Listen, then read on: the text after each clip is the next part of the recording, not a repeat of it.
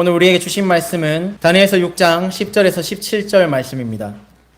다니엘이 이 조서에 왕의 도장이 찍힌 것을 알고도 자기 집에 돌아가서는 윗방에 올라가 예루살렘으로 향한 창문을 열고 전에 하던 대로 하루 3번씩 무릎을 꿇고 기도하며 그의 하나님께 감사하였더라.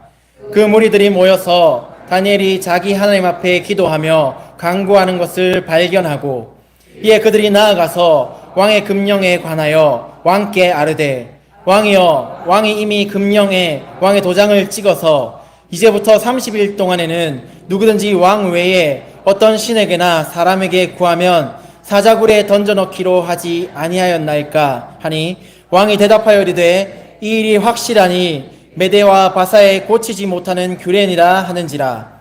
그들이 왕 앞에서 말하여 이르되 왕이여, 사로잡혀온 유다 자손 중에 다니엘이 왕과 왕의 도장이 찍힌 금령을 존중하지 아니하고 하루 3번씩 기도하나이다 하니 왕이 이 말을 듣고 그로 말미암아 심히 근심하여 다니엘을 구원하려고 마음을 쓰며 그를 건져내려고 힘을 다하다가 해가 질 때에 이르렀더라. 그 무리들이 또 모여 왕에게로 나와서 왕께 말하되 왕이여, 메대와 바사의 규례를 아시거니와 왕께서 세우신 금령과 법도는 고치지 못할 것이니이다 하니 이에 왕이 명령하매 다니엘을 끌어다가 사자굴에 던져 넣는지라. 왕이 다니엘에게 이르되 네가 항상 섬기는 너의 하나님이 너를 구원하시리라 하니라. 이에 돌을 굴려다가 굴 어기를 막음에 왕이 그의 도장과 귀족들의 도장으로 봉하였으니 이는 다니엘에 대한 조치를 고치지 못하게 하려 함이라 하였더라. 아멘. 다니엘의 기도라는 제목으로 목사님 말씀 전해주시겠습니다.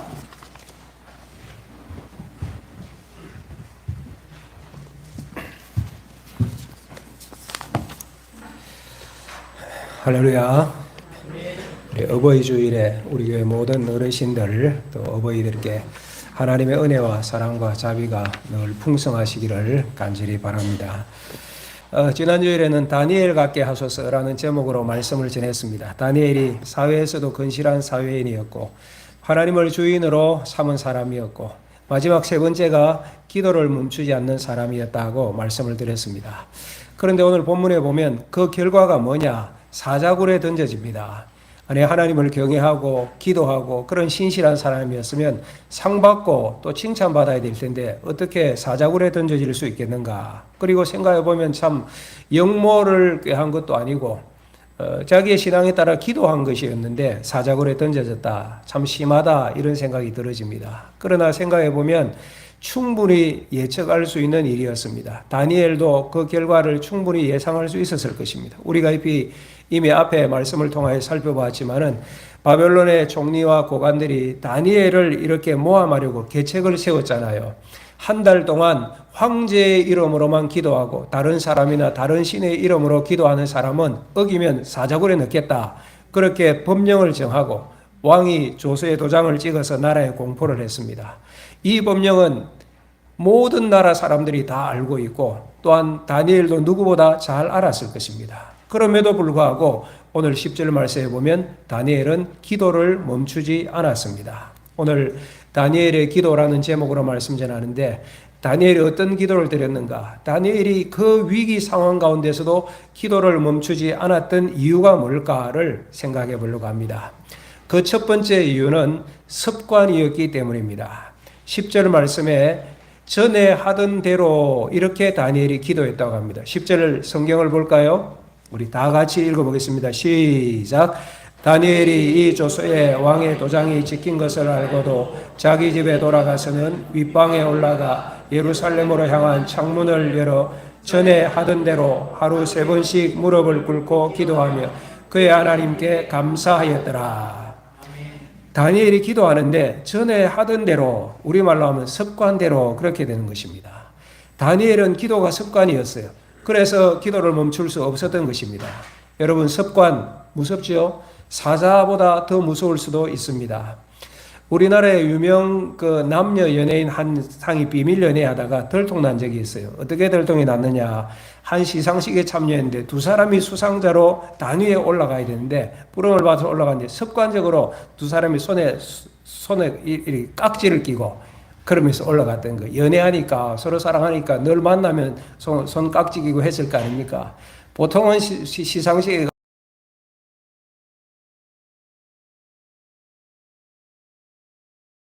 가면 여성 배우가 남성 배우 팔짱 끼고 이렇게 점잖하게 걸어가잖아요. 근데 이 사람도 습관이 되니까 손에 깍지를 낀 거예요. 아차 싶어서 빨리 손을 떼고 팔짱을 끼고 올라가는 모습이 카메라맨들에게 다 포착이 되었습니다. 습관이란 것은 참 무서운 것 같아요. 여러분, 기도가 습관이 된다. 이거 좋은 신앙일까요? 허접한 신앙일까요? 예, 습관이란 말 자체에 부정적인 의미들도 사실은 들어 있습니다. 마음을 담지 않았다, 습관적이다 하면 좀 기계적이다, 이런 느낌들이 있잖아요. 그러나 습관에 긍정적인 요소들이 많이 있습니다. 성실하다, 지속적이다, 우직함, 이런 것들이 사실은 습관이란 단어 속에 담겨 있잖아요. 그러니까 습관이란 말은 어떤 짝을 만나냐에 따라서 완전히 달라요. 허접한 짝을 만나게 되면 예를 들어서 불평하는 것이 늘 습관이 된 사람은 불평 습관이 되는 거예요. 지각을 잘해요. 지각 습관이 되는 것이죠. 이런 것들은 허접한 짝, 좋지 않은 짝입니다. 우리 학생들도 여기 있고 요즘 세대가 다 그렇잖아요. 핸드폰을 너무 사랑하는 것 같아요. 핸드폰 중독 거의 습관화되어져서 어디를 가든지 수시로 메신저 까똑까똑하면 확인하고 공부하다가도 봐야 되고 예배드리라도 확인하고 이게 습관이 되니까 예배 드리러 와서도 예배 드릴 때도 예배 전에도 이 핸드폰으로 검색하고 아주 그런 습관이 되어진 것 같아요. 성경에도 보면 좋지 않은 습관에 대해서 몇 가지 말씀들이 나옵니다. 예레미야 22장 21절에 보면 하나님께서 이스라엘 백성들이 불순종의 습관이 있다고 지적하시면서 진노하시는 내용들이 나와요. 너희들이 계속 그러면 수치와 욕을 당하게 될 것이다. 강력하게 권고합니다. 그러니까 하나님께서 말씀하시면 믿음으로 받는 습관을 해야 되는데 일단 자기 계산으로 뭔가 계산을 해보는 습관이 되어지는 거예요. 그래서 불순종, 불신앙을 선택하는 것이 습관화되어졌다. 예레미야 22장에 나오는 말씀이에요.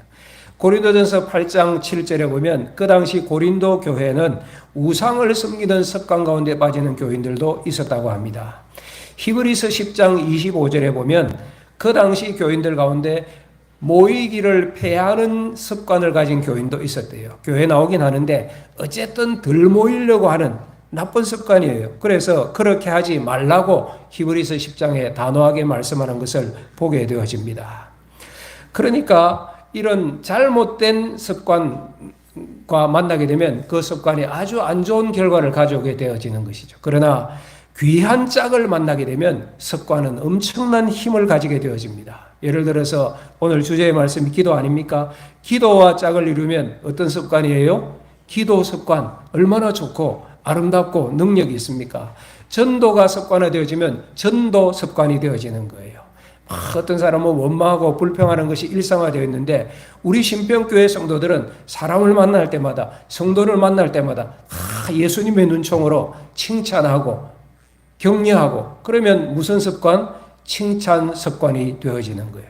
칭찬 습관, 사랑 습관, 순종 습관, 믿음 습관, 섬김 습관 너무 좋은 것이잖아요. 다니엘은 기도가 습관처럼 몸에 밴 사람이에요. 예수님께서도 그러셨습니다. 누가복음 22장 39절에 예수께서 나가사 습관을 따라 감람산에 가시매 예수님께서 어디로 가셨다고요? 감람산에 가셨어요. 왜 산에 올라가셨죠? 등산하러 가신 것 아니고 기도하라고 겟세마네 동산에서 지금 기도하신 건데 감람산으로 가셨는데 무엇에 따라? 습관에 따라 감람산으로 가셨다. 여러분 감람산이 기도였어요. 예수님은 하나님의 아들이셨는데도 불구하고 기도가 습관이셨어요. 어떤 분이 그런 말씀을 하시더라고요. 사람의 뱃속에 두 가지 주머니가 있다고. 첫째는 습관의 주머니가 하나 있고 두 번째는 꿈 주머니가 있대요. 습관의 주머니, 꿈 주머니 이 두 가지 굉장히 힘이 셉니다. 어떤 사람에게 그 주머니 안에 뭐가 들었냐에 따라서 삶이 완전히 달라지는 거예요. 오늘 예배 참여하신 우리 성도들은 다니엘처럼 기도가 습관이 되는 주의 종들이 되시기를 축복합니다. 두 번째로는 정체성이었습니다. 다니엘의 기도는 내가 하나님의 백성이다를 드러내는 신앙 고백이었어요. 그래서 멈출 수 없었던 것입니다. 오늘 10절에 보시면 다니엘이 기도하는 장면 나타나는데 위층에 올라가 그렇게 나와요. 지난주에 설명드렸죠. 옥탑방 같은 거예요. 주변에서 보면 다 보여지는 거예요. 그 다음 어떻게 기도합니까? 예루살렘으로 향한 창문을 열고 지금 먼 이국 땅에 포로로 잡혀왔어요. 바벨론에 포로로 잡혀왔다가 지금은 바벨론을 멸망하고 페르시아가 통치하니까 페르시아 땅에 있지만은 기도는 하는데 어디를 향하여? 예루살렘에 뭐가 있어요? 성전이 있잖아요. 성전 방향으로 기도하는 것입니다. 왜 이렇게 기도했을까? 역대하 6장에 솔로몬이 첫 성전을 지어서 하나님께 봉헌해 드릴 때 이렇게 기도합니다. 하나님, 당신의 백성들이 이곳 성전을 향하여 기도하면 꼭 응답하여 주십시오. 성전을 향하여 기도하는 것은 하나님을 향한 마음이오니 하나님 아버지께서 기억하시고 당신의 백성들의 기도를 응답해 주십시오. 역대하 6장에 그렇게 기도하였습니다. 그 이후에 경건한 유대인들이 지켜온 전통이 예루살렘 방향, 성전 방향을 향하여서 기도하는 것이었어요. 그래서 지금은 유대가 나라가 망해도 예루살렘을 향하여서 기도하고 성전이 무너져도 그 성전터를 향하여 다니엘이 기도하고 있는 것입니다. 그러니까 다니엘이 지금 기도하고 있는 내용은 뭡니까? 단순한 기도가 아니라 나는 이곳에 살지만은 페르시아 땅에 있지만은 이 땅 백성이 아니라 하나님 나라 백성이야. 하나님 나라 사람이야. 그것을 선포하는 신앙 고백이었어요. 그래서 사자굴에 던져지는 위험 앞에서도 기도를 멈출 수 없었던 것입니다. 왜? 나는 하나님의 사람인데 만일에 사자굴이 들어와서 기도를 멈추면 하나님 사람이라는 것을 부인하게 되는 것이잖아요. 정체성에서 떨어져 나가는 것이잖아요. 그래서 기도를 포기할 수 없었던 거예요. 사랑하는 여러분, 우리에게도 그리스도인의 정체성을 드러내는 행위가 있을까요? 어떤 것이 있을까요? 있어요. 어떤 것이 있을까요? 나는 하나님의 사람입니다. 지난 주일에 제가 한 가지 말씀드렸죠. 하루에 3번 뭐 하자? 식사 기도하는 것. 식사 기도하는 것. 여러분 어떻게 한 주간 식사 기도 잘 하셨습니까? 예, 가정에서는 뭐 하셨을 테고 우리 학생들 어떻게 학교에서 친구들 있는데도 두려움 없이 난 하나님을 믿는 학생이야. 식사 기도 잘 하셨습니까? 우리 직장인들은 직장 동료들 보는 가운데서도 잘 하셨습니까? 예, 나는 예수 믿는 사람이야. 드러내는 신앙 고백적인 가장 기본적인 행위가 식사 기도예요. 그래서 이거 별것 아니네 그렇게 생각하지 말고 작은 이 일이라 할지라도 중요한 일이다. 그리스도인이라면 최소한도 일이다. 이 정도는 할 수 있잖아요. 식사 기도하는 것 할 수 있잖아요. 그리고 중요한 일이거든요. 예수님께서 이렇게 말씀하셨어요. 마태복음 10장 32절 33절 누구든지 사람 앞에서 나를 시인하면 나도 하늘에 계신 내 아버지 앞에서 그를 시인할 것이요. 33절 누구든지 사람 앞에서 나를 부인하면 나도 하늘에 계신 내 아버지 앞에서 그를 부인하리라 하셨습니다. 이 땅에서 하나님을 시인하는 사람 천국에 갔을 때 주님께서 인정해 주실 것입니다. 이 땅에서 하나님의 사람을 숨기는 사람이라면 그 신앙이 제대로 된 신앙일까요? 나중에 죽었을 때 주님이 우리를 모른다 하시면 어떻게 하시겠습니까? 오늘 이 예배 참여한 모든 성도들은 어디서든 당당하게 하나님께 식사 감사 기도하는 주의 종들이 되시기를 축복합니다. 축복합니다. 어떤 것이 그리스도인의 정체성을 드러내는 행위가 될 수 있을까요? 주일 성수도 마찬가지입니다. 주일에는 하나님의 교회에 나와서 예배하는 것, 이건 내가 반드시 지킬 일이다. 세상에 아무리 바쁜 일이 있어도 사자굴에 던져지는 위협이 있어도 예배하는 일은 포기하지 않는다. 이게 그리스도인의 정체성이죠. 안타까운 일은 요즘 세상 일들에 예배하는 일이 자꾸 밀린다는 소문들이 있습니다. 경조사에 예배가 밀려요. 뭐 약속에 친구와 약속에 예배가 밀리고 여행한다고 예배가 밀리고 피곤하다고 예배 안 나오고 여러분 우리가 생각해 본데 불과 한 세대 전만 하여도 하나님께 예배드리는 일들 위하여서 주일 성수 때문에 좋은 직장을 포기하는 청년들이 교회에 있었습니다. 하나님께 예배하는 일들 때문에 학교에 가서 핍박받고 세상에서 고통받는 성도들이 제법 있었습니다. 마음이 그랬죠. 주일은 하나님께 예배드려야 돼.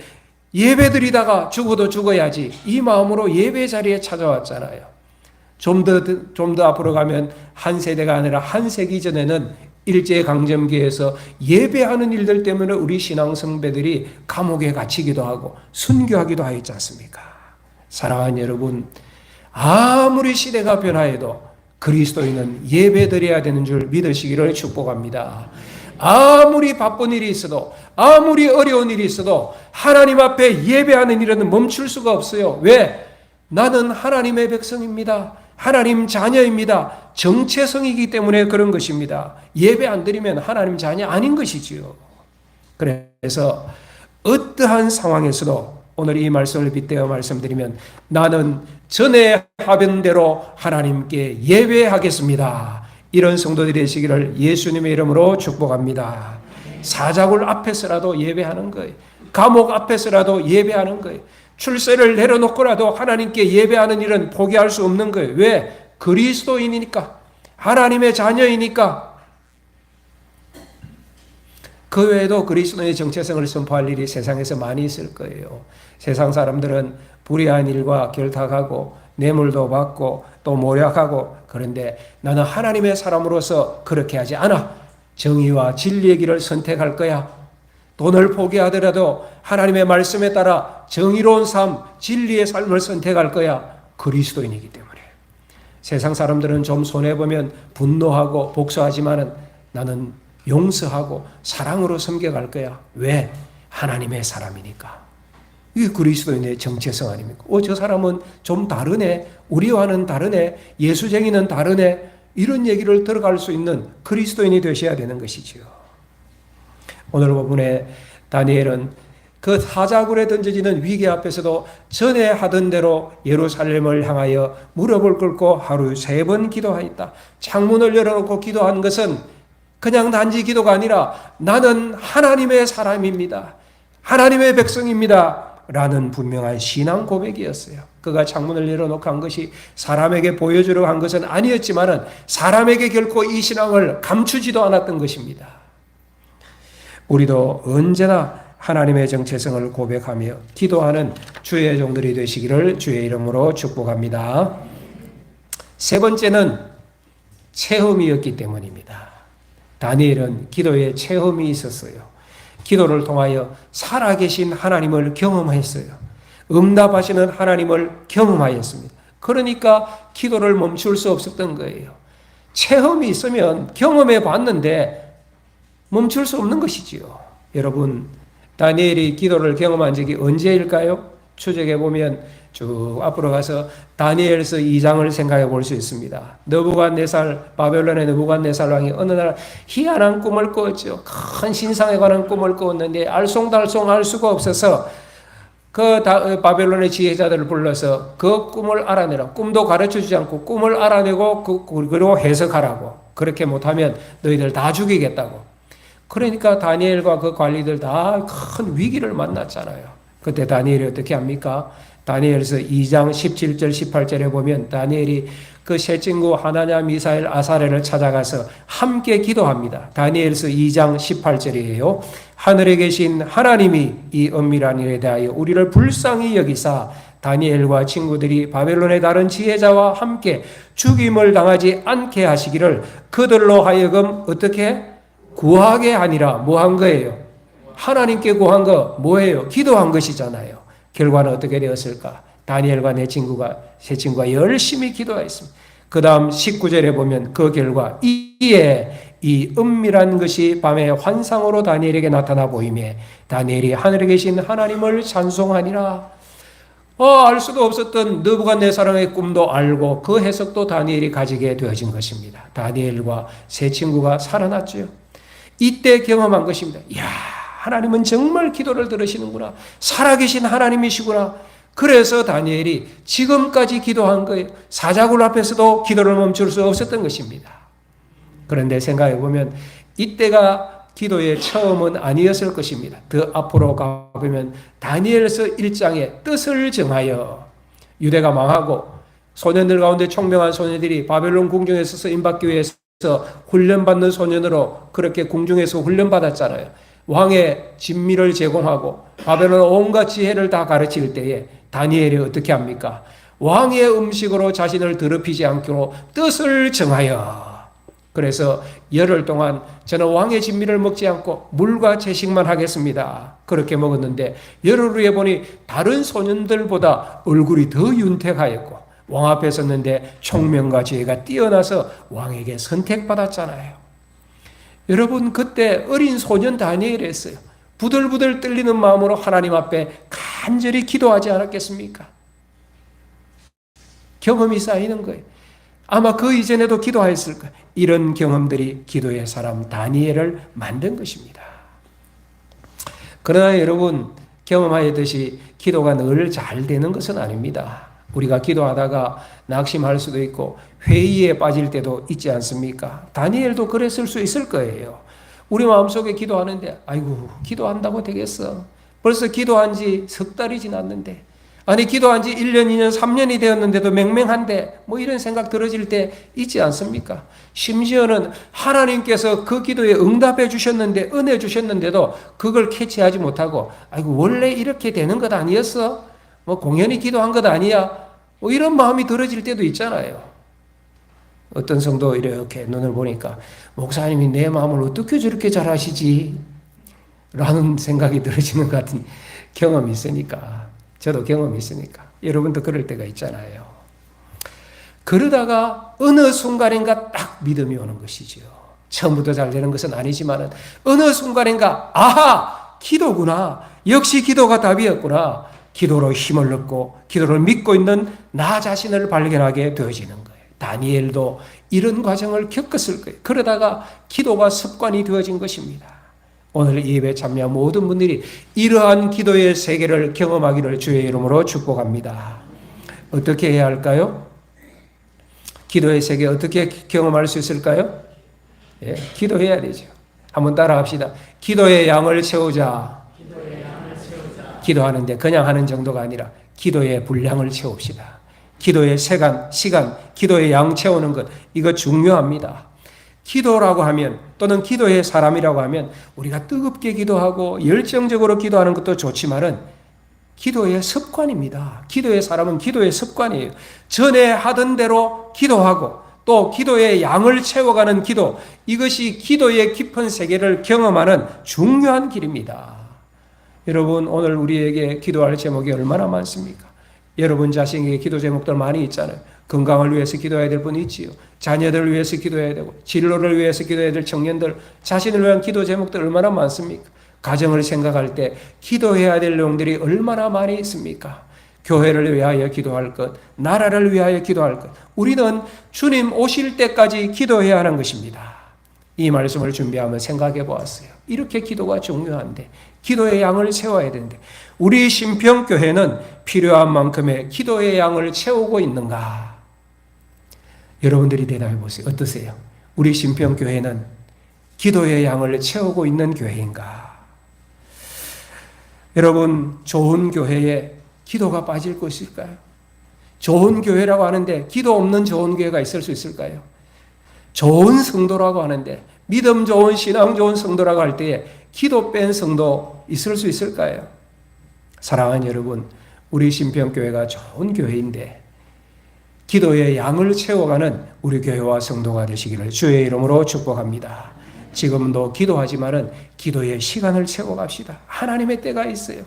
그 기도의 분량이 이랬을 때 하나님께서 역사하시잖아요. 사자의 입도 닫아버리는 능력들이 있잖아요. 교회를 위하여 기도하는, 기도의 양을 채우는 성도들이 되는 것 중요합니다. 여러분 가정을 위하여 기도할 때도 그 기도의 시간들 양을 채워가십시오. 왜 안 될까? 주저하지 말고.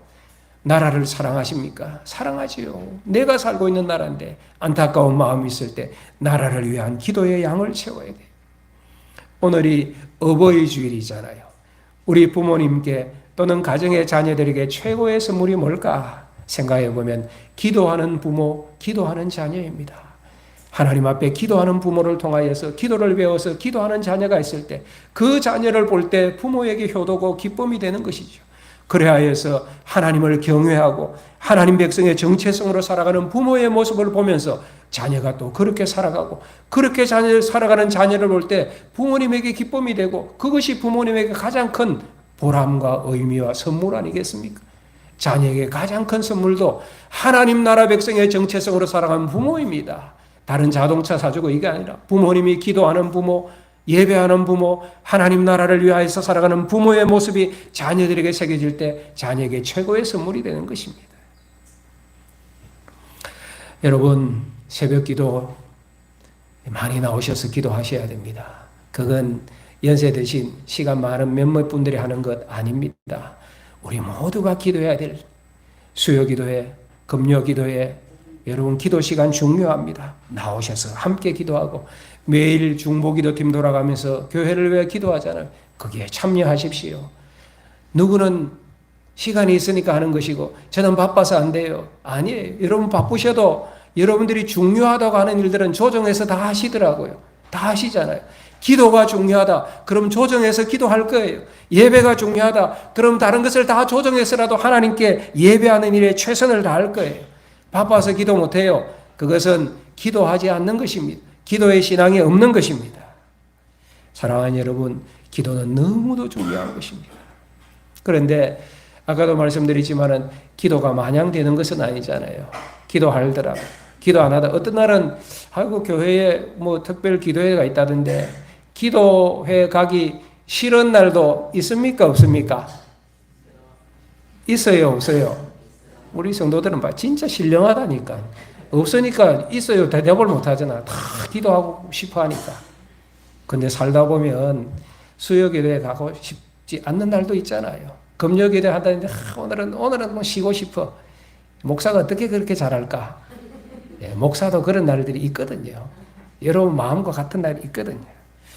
사랑하는 여러분, 뭐 기도회 가도 매번 똑같은 기도회잖아요. 뭐 기도회 간다고 막 뭐 전둥벼락이 제가 몸이 짜릿하고 막 특별한 경험하고 그런 건 아니잖아요. 매 비슷한 기도 제목 가지고 비슷하게 기도하고. 그런데 여러분 기억하십시오. 특별하지 않아도 매번 하던 기도회더라도 기도하는 일이라면 하는 것입니다. 기도라면 나아가는 것입니다. 우리 교회에 그런 마음으로 기도를 멈추지 않는 성도들이 많이 있습니다. 새벽마다 매번 같은 기도라도 교회를 향한 기도의 양을 채워가는 성도들이 있기 때문에 우리 신평교회가 이렇게 유지되는 것입니다. 우리 신평교회 하나님께서 그 기도를 들으시고 은혜를 베푸시는 것입니다. 그런 분들이 평소에 기도할 때 사자굴 위기 앞에서도 기도를 멈추지 않는 성도가 되어질 것입니다. 다니엘 귀한 삶을 살았습니다. 그 중심에 기도가 있었습니다. 사랑하는 여러분, 오늘 주님께서 우리를 이 귀한 기도의 자리로 초청하십니다. 사무엘 선지자는 사무엘상 12장 23절에 보면 기도 안 하는 것을 죄라고 표현했습니다. 왜? 선지자니까 영혼을 맡은 사람이잖아요. 영혼을 맡아놓고 기도하지 않는다면 이건 죄라고 생각하면서 다니엘은 기도한 거예요. 우리도 마찬가지입니다. 저도 교육자로 있지만은 우리 교회도 여러 교육자들이 거쳐갔지만 여러 교육자를 보았지만은 다른 건 좀 부족해도 넘어갈 수 있는데 기도 안 하는 사람은 안 되더라고요. 아무리 뛰어나도 새벽 기도 안 하면 안 되는 것입니다. 왜? 영혼을 맡아놓고 그 영혼을 위하여 기도하지 않으면 나쁜 사역자지요. 이 원리는 우리 영혼을 맡으신 순장님들에게도 동일하게 적용되는 것 아십니까? 우리 순장님들이 순원들의 영혼을 맡으셨잖아요. 기도하셔야 됩니다. 영혼을 맡아놓고 그 영혼을 위해서 기도하지 않는다. 나쁜 사람입니다. 새벽에 기도하셔야 되고 수요일 날 나오셔서 기도하셔야 돼요. 안 나오는 것이 습관이 되어져 버리면 곤란합니다. 기도회에는 나오는 것이 습관이 되어야지. 습관과 좋은 것이 짝을 이루면 힘이 있다고 했잖아요. 기도 습관 짝이 되어야 됩니다. 다른 것을 미루고라도. 우리 직분자들도 마찬가지입니다. 항존지 직분자들, 특별히 장로님, 집사님, 권사님, 주님의 사역을 맡은 분들이잖아요. 주님의 사역을 맡아놓고 주님께 기도 안 하면 악하고 게으른 종이라 주님께서 책망하실 것입니다. 사랑하는 성도 여러분, 우리 교회 교육자들 열심히 하고 있습니다. 우리 교회 직분자들 열심히 하고 있습니다. 우리 교회 성도님들 새벽을 깨우면서 열심히 하고 있습니다. 앞으로 더 많은 성도들이 이 기도하는 일에 함께하여서 함께 교회의 기도 시간을 채우고 더 힘있게 신앙생활하는 주의 종들이 되시기를 축복합니다. 의무감으로 하는 것이 아니에요. 기도는 기대와 믿음으로 하는 것이에요. 기도하니까 하나님께서 사자의 입까지 닫아주셨잖아요. 기도하니까 뜻을 정하여 기도하고 나가니까 하나님께서 그 앞길을 선대하셔서 열어주셨잖아요. 기도하면 응답하시는 하나님, 살아계신 하나님을 만나는 것, 이보다 더 기쁜 일이, 기대되는 일이 어디 있습니까? 기대함으로 기도하고 믿음으로 기도하고. 다음 주일에는 교회 일꾼을 선택하는 중요한 일이 있습니다. 이번 한 주간 여러분들이 새벽기도에 나오셔서 다 나오셔서 기도하십시오. 이건 나하고는 별 관계없는 일이네. 아니에요. 내가 아니더라도 누군가 선택되어지는 일이 우리 교회를 위한, 여러분을 위한 가장 중요한 일입니다. 기도하는 가운데 어떤 분이 하나님 마음에 합한 일꾼일까 마음으로 정하셔야죠. 그리고 기도하면서 나도, 우리 모든 성도들도 주님이 원하시는 기도의 일꾼으로 살아가는 것, 이것이 얼마나 중요합니까? 기도하고 예배하다가 주님 만나시는 주의 종들이 되시기를 예수님의 이름으로 축복합니다. 우리 찬양하고 기도하겠습니다. 우리 함께 기도.